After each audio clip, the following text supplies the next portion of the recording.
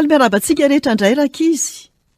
Ary faly indrindra indray androany hanolotra tantara mahafinaritra sy mahavariana ho anao. Enoy tsara ary. Niaona tamin'i Petera i Jesosy. Jaona toko 1:20. Izay vao vela eloka be dia be fitiavana. Aingana be ny fisehon-javatra. Raha nisy fanaovana gazety tamin'izany fotoana izany, dia tamin'ny taona 330 ao aorianan'i Jesosy Kristy.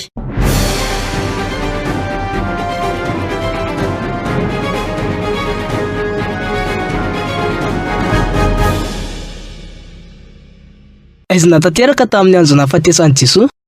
Lehilahy nitsangana tamin'ny maty no niditra ao an-tanàna. Namaky ny vatolampy ny horohoro-tany.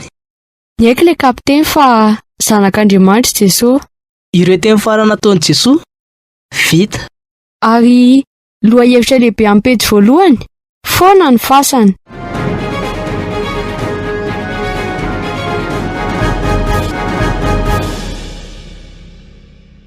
Tamin'ny gazety Jérusalem Times ve izany? Tsia! Ireo ny fitantaran'ny vavolombelona anaty maso tao amin'ny Baiboly, ka manoro hevitra mafy anao mba havakio izany.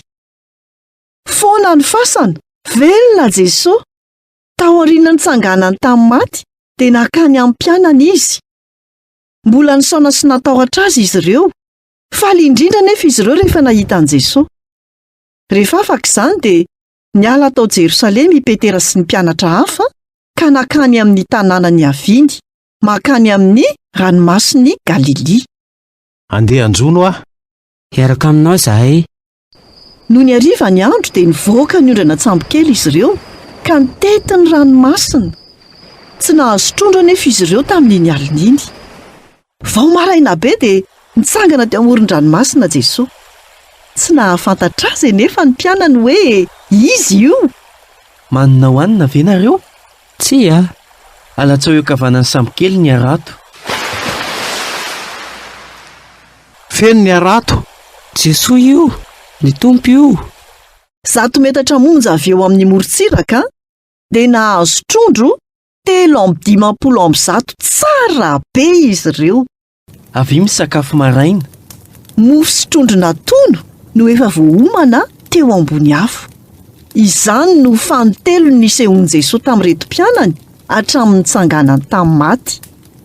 Nanana fieritreretana ratsy i Petera.